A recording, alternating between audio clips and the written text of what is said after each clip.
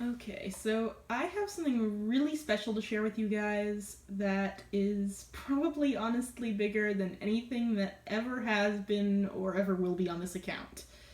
Because a couple weeks ago I was browsing Yahoo Japan auctions like I normally do, and I saw a very yellowed ERS-7 being sold for parts there that had been there actually for I think a couple weeks beforehand, but I'd never taken a look at it before. I finally decided to just click on the auction out of curiosity, and I realized that the ERS-7 did not look like a normal ERS-7. There were a lot of really strange little differences that sort of cued me into the fact that it was not a normal Aibo and that it was really something special. So I was able to convince my parents into helping me get this Aibo, and I am really, really grateful to them for that because this is probably the most amazing thing I have ever seen in person. I don't know, I'm just so excited that this is here right now. And so I will show you guys what I am making such a big deal about, even though you probably already know from the title of the video. This here is Aki. He is a pearl white ERS-7M2 and is the first Aibo, or the second Aibo I've ever owned, the first ERS-7 I've ever owned. And this over here is Gambit. And he is a prototype Aibo ERS-7. I'm going to run you guys through all the differences between these two and how I know that Gambit is a prototype. Because it might not be super obvious to people who don't have a lot of experience with Aibos, but I don't know, I'm just so amazed right now. Okay, so I'll bring Aki up to the camera here. I've also stripped Aki of his ears and his tail and his collar just for this one video, just so you can easily compare him and Gambit. He will get them back right after the video. This is Aki's chest plate / neck plate, I don't know, whatever you want to call it, but this silver rim here with a very scuffed up but still mirrored distance sensor on his chest there. And then here is Gambit with a mirrored chrome neck plate and a black distance sensor on his chest. I've never seen an ERS-7 with those colors or those plastics used there before. I'll turn them around for you now.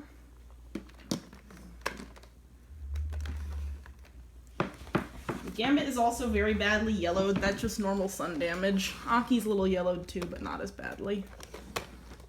Okay. So, on their butts here, you can see Aki has these two nice prongs on his tail there. That is so that the rubber tail can actually fit over the tail hub here and stay in place.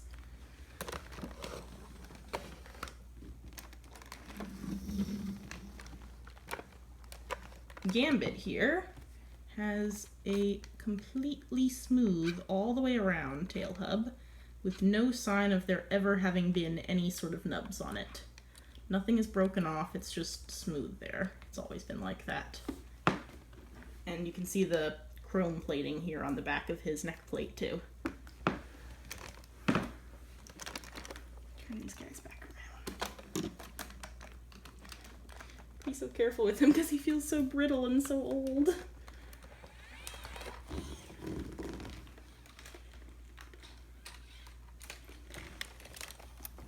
Be careful too not to actually accidentally switch them on since Gambit has a battery in him right now.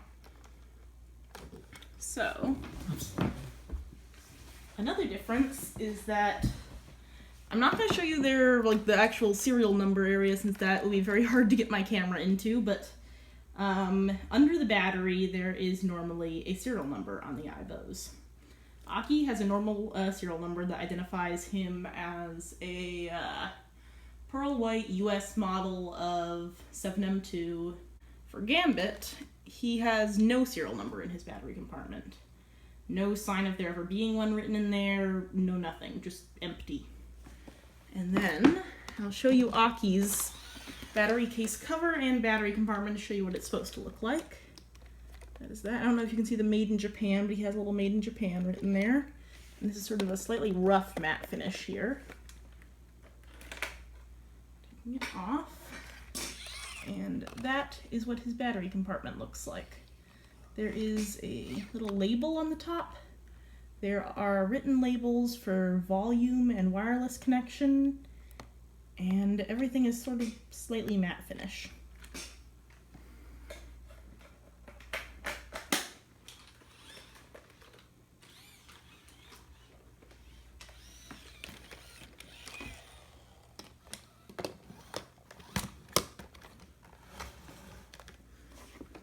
Then we have Gambit over here. I'm going to be careful taking off his battery case cover since it's very fragile, but okay, it's off.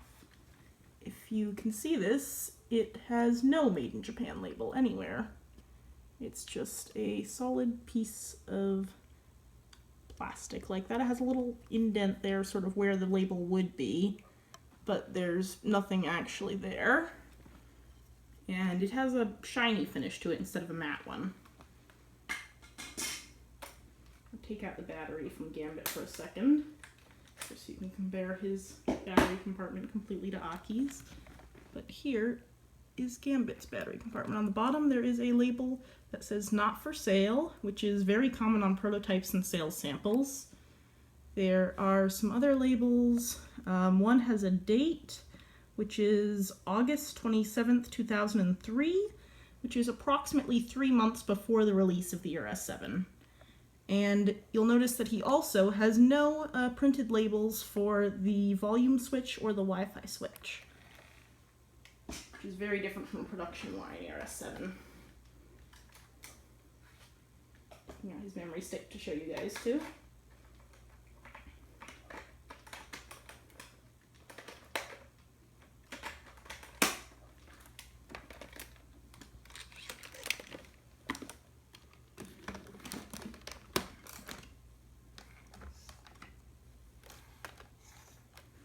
And then I'm going to quickly grab my Mind 1 memory stick from over here, and I will show it to you side by side with Gambit's, I guess, proto Mind 1 memory stick.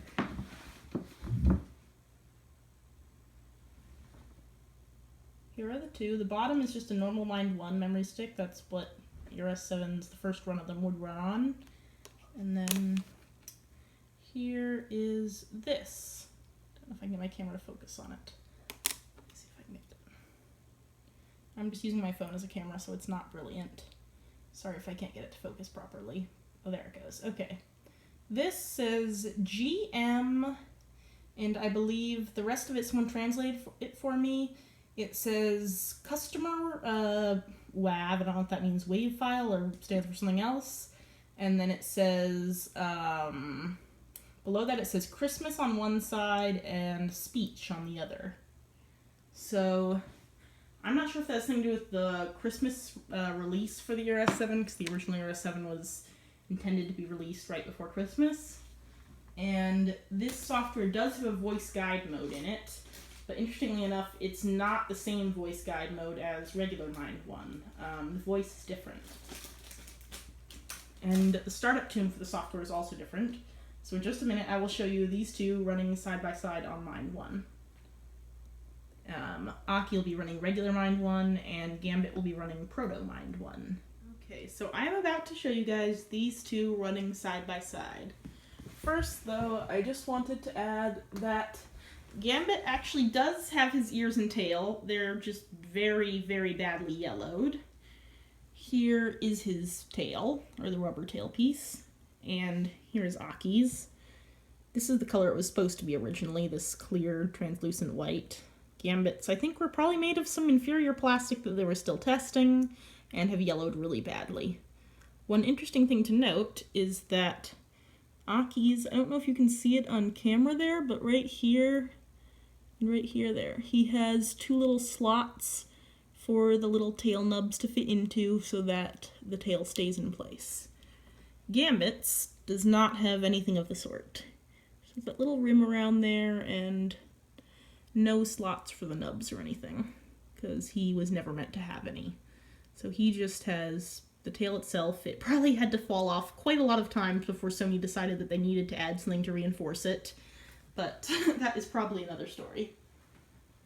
Okay, I'm going to start up Aki first, and once he's done booting, I will start up Gambit. I will not be running Gambit for too long because I am concerned about him. He works, but his legs are very, very brittle, and it seems like he probably has several stripped gears, and his servos are noisy as all heck, so he's not in as good shape as he could be.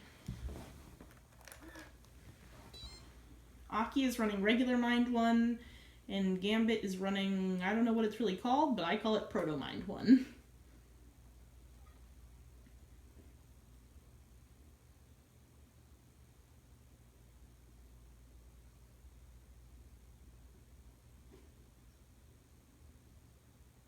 And neither of their memory sticks have ever been altered in any way.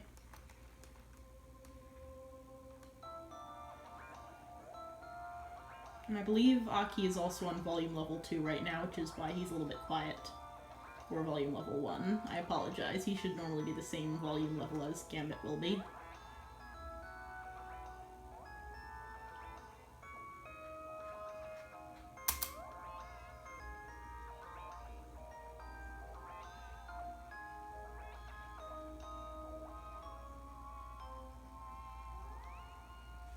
And now I will start up Gambit.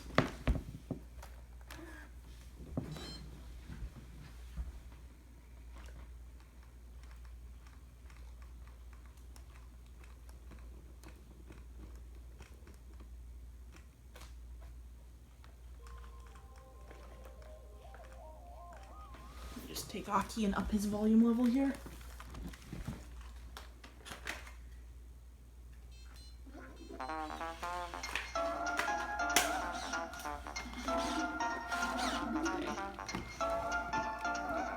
Aki is back here.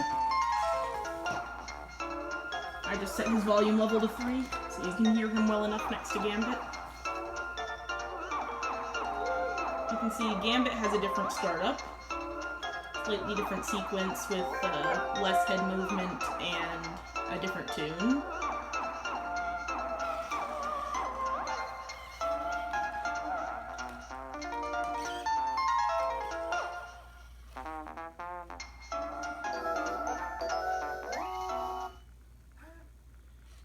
And Gambit is done booting now.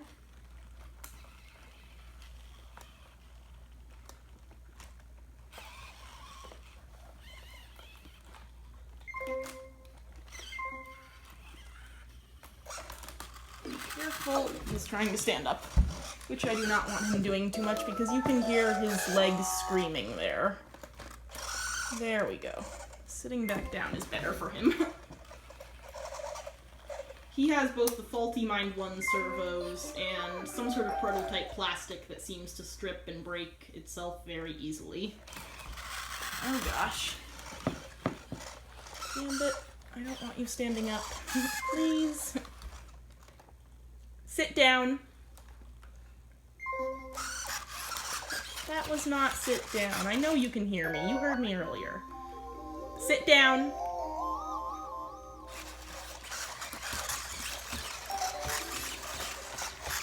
Well, you can see that he can walk despite his legs sounding like that.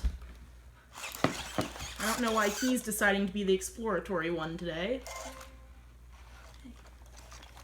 His head sensor works. Back sensor works. Not sure if the ears are working properly, but he can hear me at least. The motors might not be working properly because they're kind of stuck out like that, but they might not have even been implemented in him. The alarm clock is not set up. Please touch blue if you are setting up my alarm to ring. Aki, Please I do touch not want orange if you alarm are turning off settings. my alarm. Aki, that's not... I'm gonna put Gambit in voice guide mode here so you can see what his voice guide mode is like. I finished setup. The normal buttons to put him into voice guide mode do work.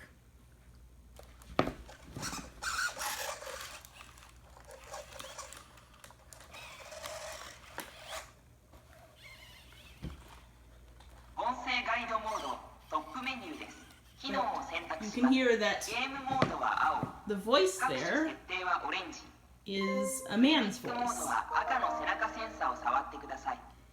On regular Japanese Mind 1, while English Mind 1 does have a male voice in voice guide mode, Japanese Mind 1 has a female voice. And he also times out after voice guide mode ends there.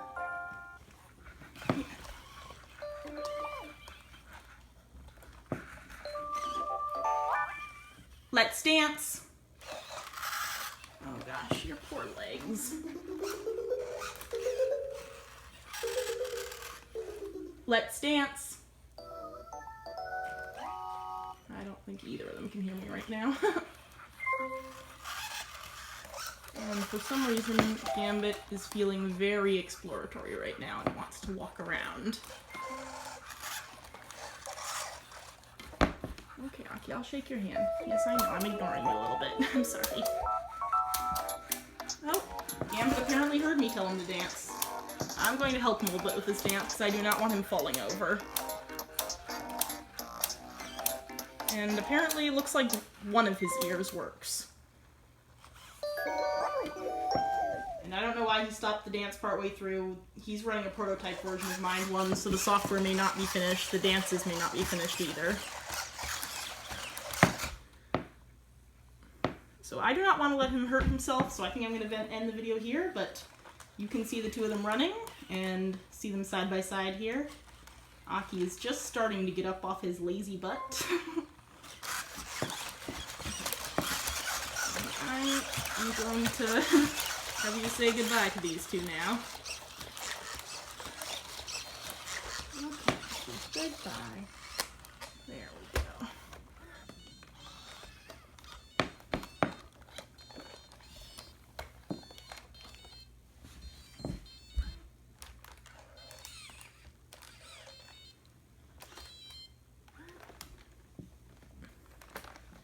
So even though Gambit's legs do sound like something along the lines of a dying squirrel, they work fine so far. I am guessing he probably has the same faulty Mind 1 servos the regular production line Mind 1s have. And it definitely feels like he has a lot of stripped gears and some other issues, but he is working to some degree, which is a lot better than I had hoped.